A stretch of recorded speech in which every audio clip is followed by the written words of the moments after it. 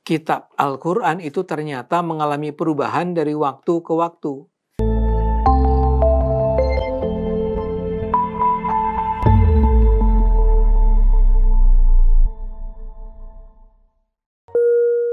Video ini hanya untuk mereka yang punya logika.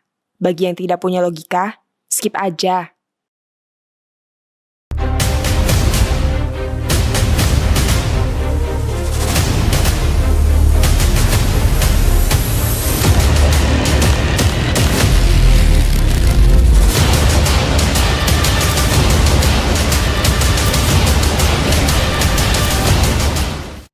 Beberapa minggu yang lalu, saya menemui sebuah video dari seorang yang namanya Ade Armando. Saya kira Ade Armando ini cukup populer lah orangnya ini sebagai YouTuber atau whatever.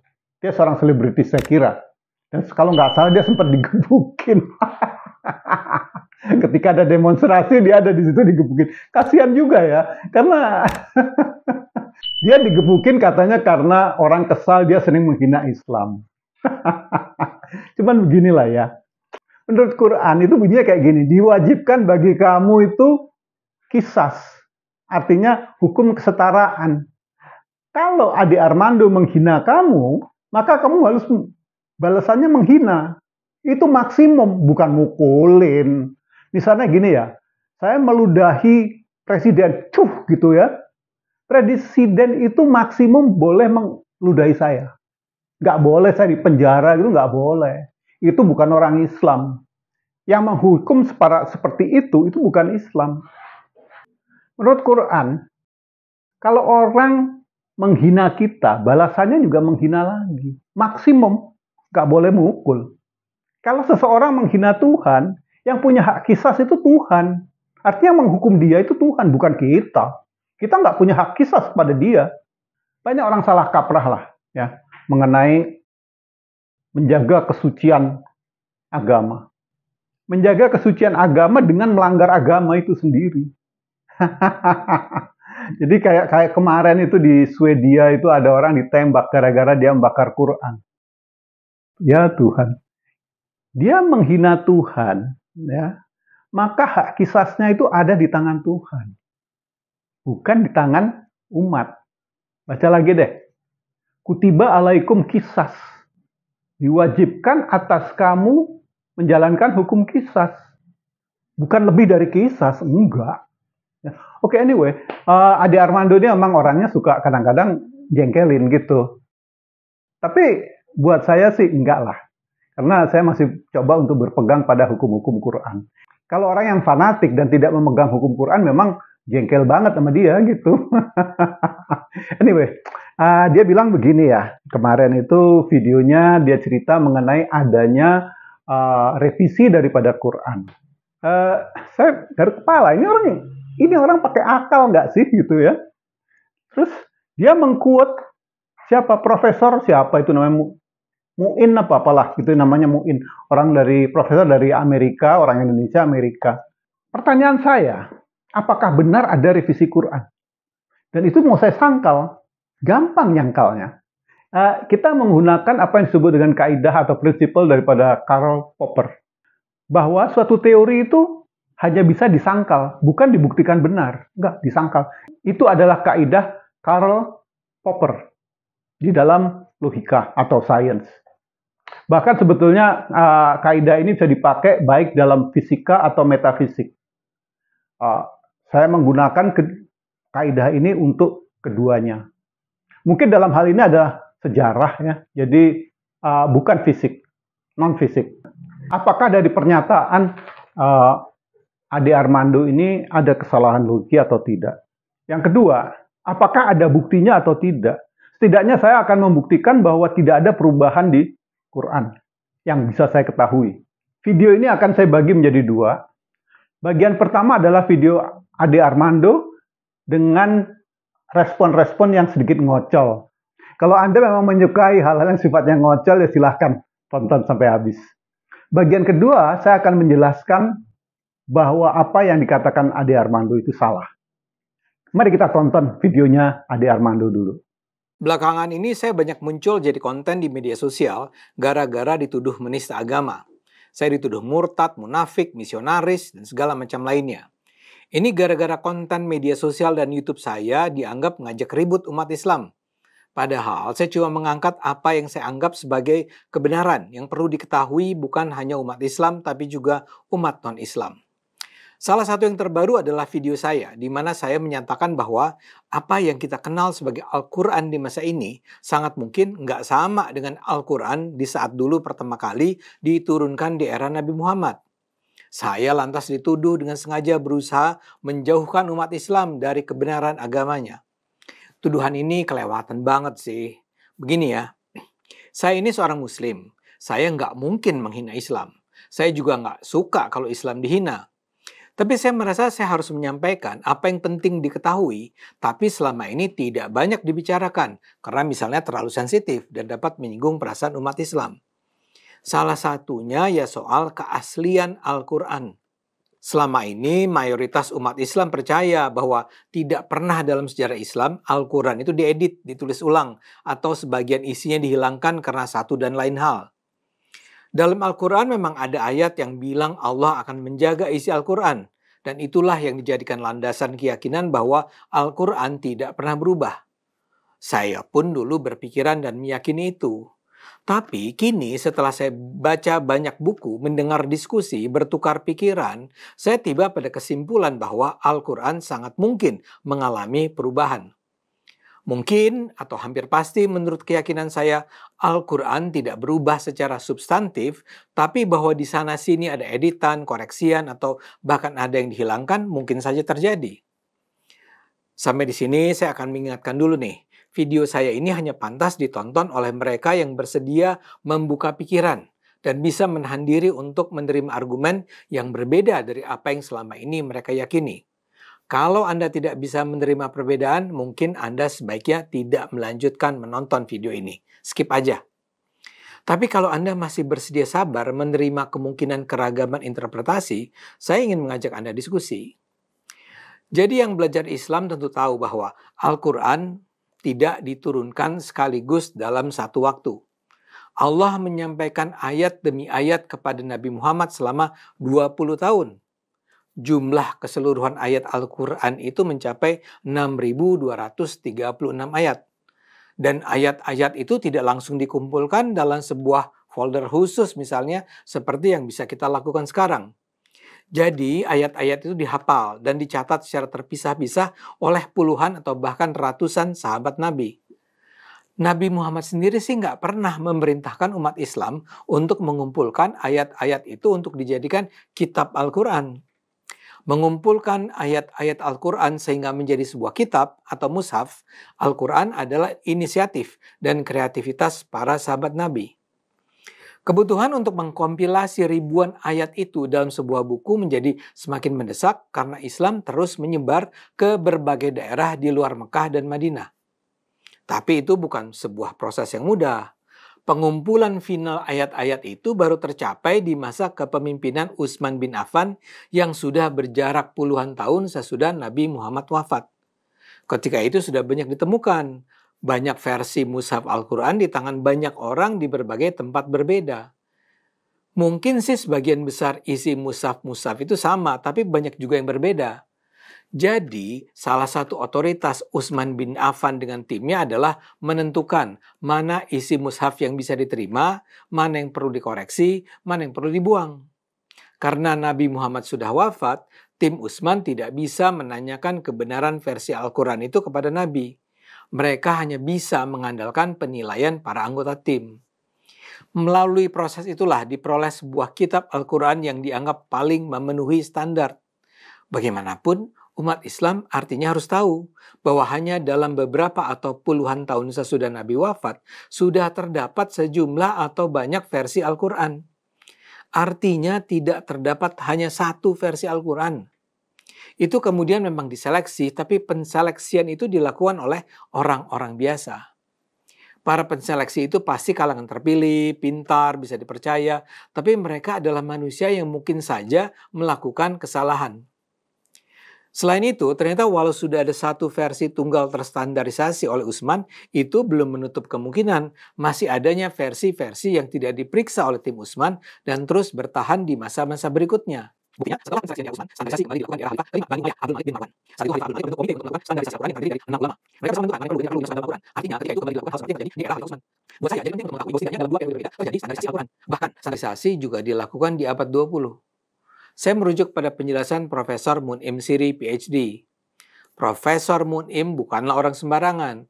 Dia adalah orang Indonesia, sekarang jadi pengajar studi Islam di Universitas Notre Dame, Amerika Serikat. Pandangannya ini bisa didengar dalam video yang saat ini tersebar di media sosial, salah satunya dalam channel YouTube Apologetic Story. Kata Mun'im, dia menyampaikan ini bukan untuk mengkritik Al-Quran, tapi meluruskan pemahaman sejarah tentang perkembangan Al-Quran. Menurut Mun'im, Al-Quran yang ada saat ini adalah hasil standarisasi yang dilakukan Kementerian Dalam Negeri Mesir. Al-Quran versi Mesir ini untuk pertama kalinya dicetak dan diterbitkan tahun 1924. Sebelum diterbitkan, pemerintah Mesir membentuk sebuah komite untuk menyeleksi banyak versi kitab atau mushaf Al-Quran yang beredar. Ini dilakukan karena waktu itu kan banyak mahasiswa yang datang ke Mesir untuk belajar Islam. Nah, menariknya Profesor Mun'im mengatakan umumnya mahasiswa itu membawa Al-Quran sendiri-sendiri. Ada yang berasal dari Yaman, dari Turki, Indonesia, dan banyak negara lainnya. Masalahnya, ada banyak perbedaan di antara masing-masing mushaf. Karena khawatir akan membingungkan, pemerintah Mesir kemudian membentuk komite untuk melakukan standarisasi. Al-Quran hasil standarisasi itulah yang kemudian dicetak dan diterbitkan. Dengan dukungan pemerintah Saudi Arabia, Al-Quran yang sudah distandarisasi itu kemudian disebarkan ke seluruh dunia, termasuk Indonesia. Menurut saya, penjelasan Mun'im ini sangat penting bagi umat Islam. Kitab Al-Quran itu ternyata mengalami perubahan dari waktu ke waktu. Umat Islam tentu boleh meyakini bahwa Al-Quran adalah kitab sempurna. Tapi harus diakui juga ada proses standarisasi untuk menjadikan Al-Quran seperti yang ada saat ini. Saya sekarang menggunakan cerita tentang sejarah Al-Quran ini untuk menilai agama Kristen dan agama lain.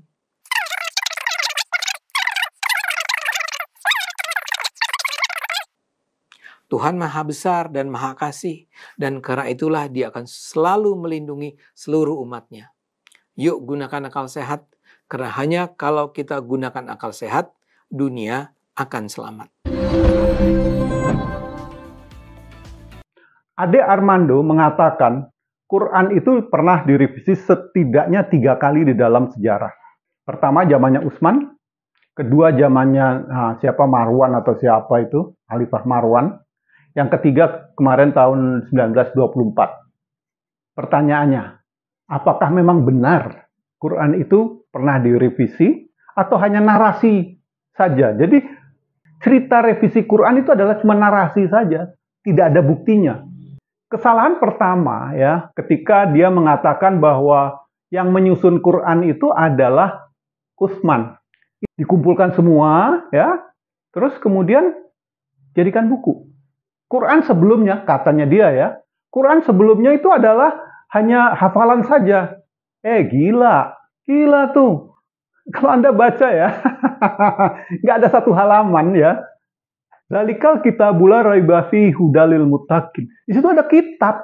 Jadi pasti sudah sejak awal kitab. Kalau nggak ada kitab, orang Islam bilang, atau orang kafir bilang, Muhammad, ini kitab kok kamu nggak punya kitab gitu loh. Bohong kamu gitu.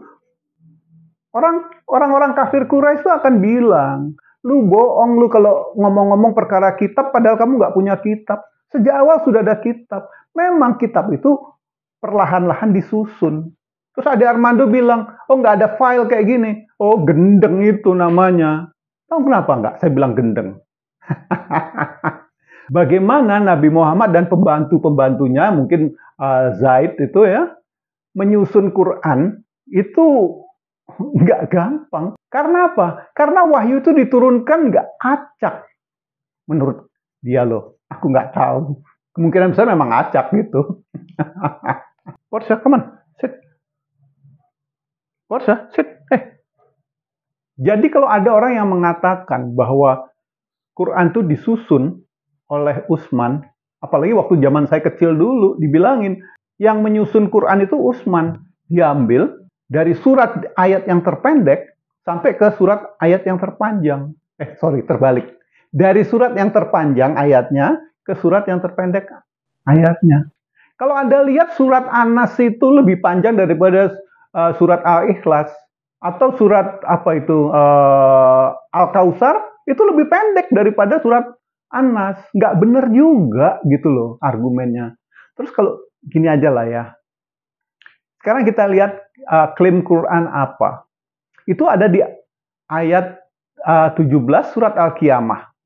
Di situ Tuhan mengatakan kewajiban atau hak penyusunan itu ada di tangan kami.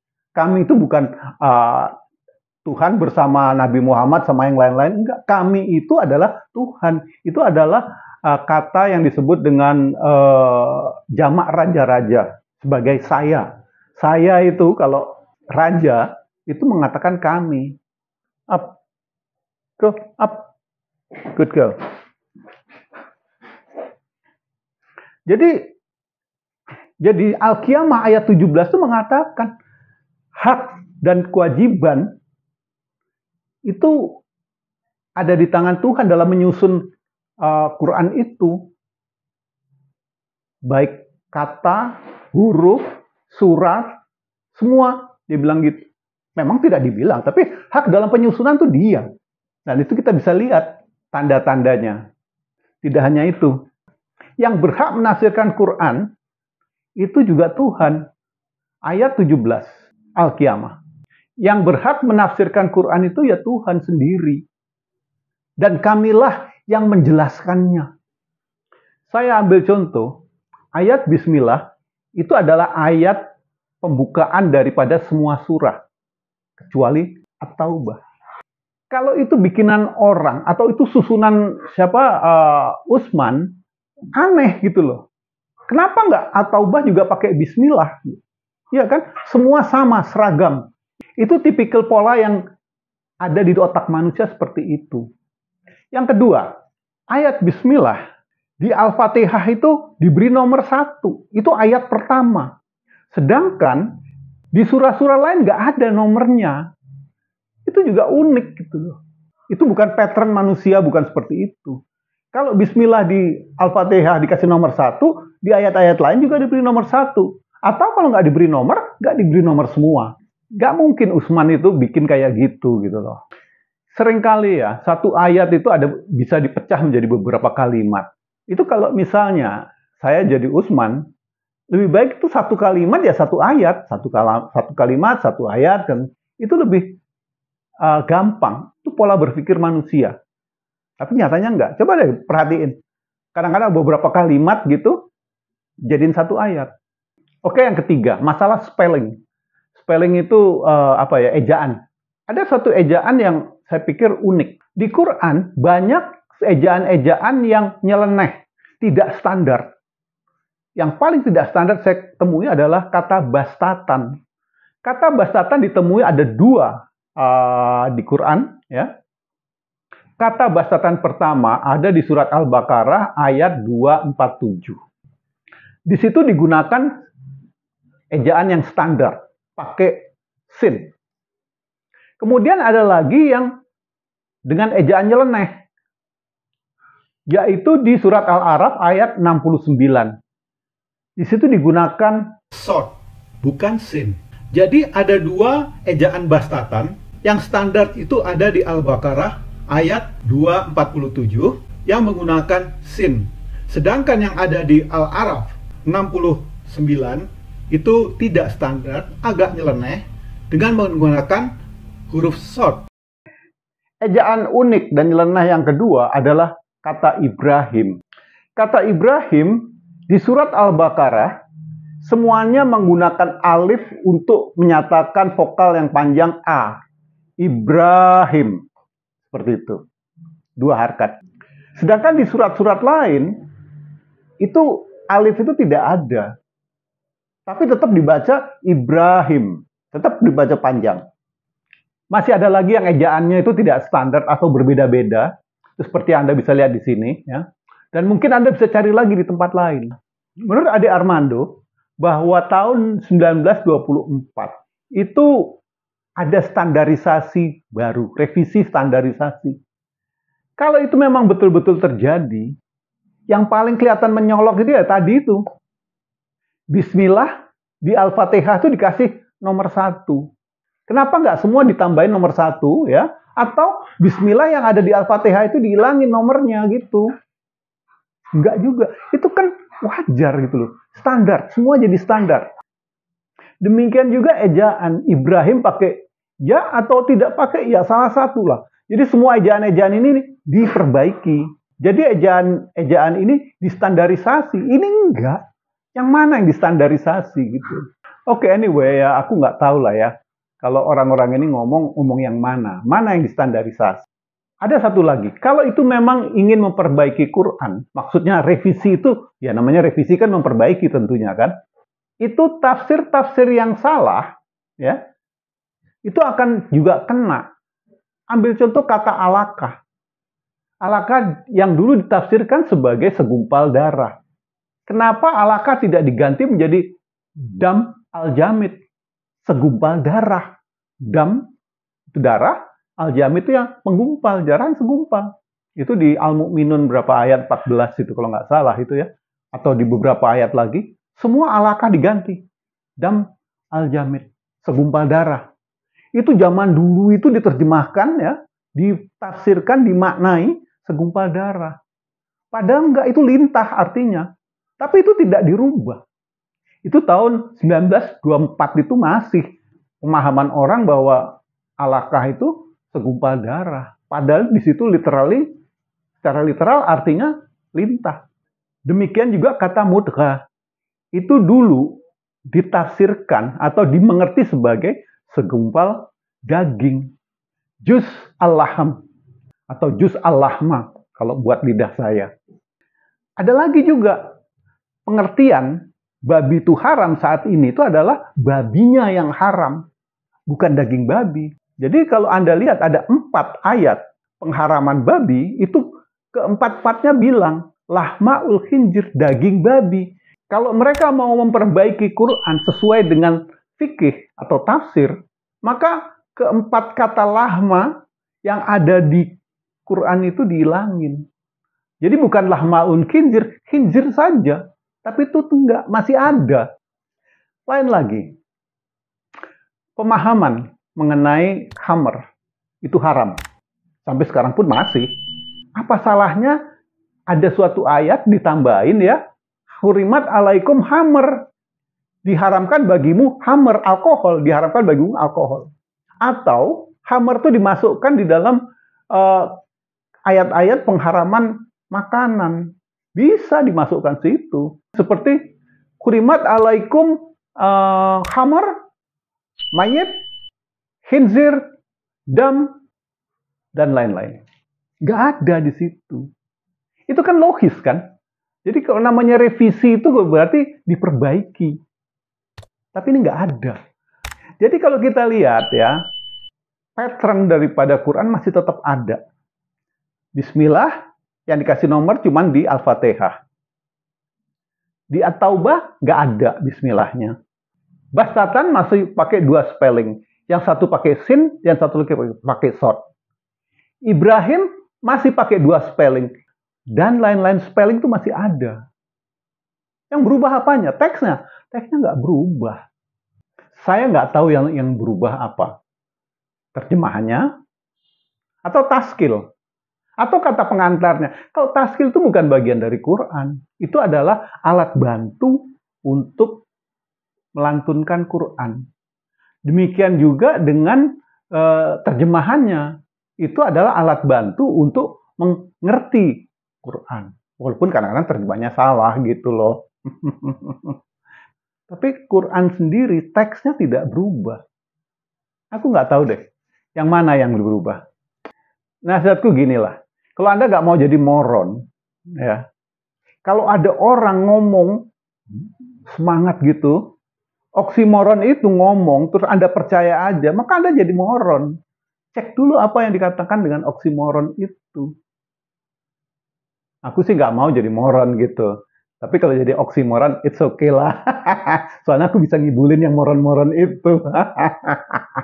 Oke deh ya, sekian dulu ya. Ini kelihatannya si Porsche udah mau minta makan ini. Ya, kamu mau minta makan, Jing? Hah? Oke, sekian dulu ya. Sampai jumpa lagi. Salam sehat sampai 130 tahun. Dan matinya masuk surga. Insya Allah. Saya Syekh Imam Semar Al-Qadir Kalkal, Jalil Muskila, mengundurkan diri. Bye-bye.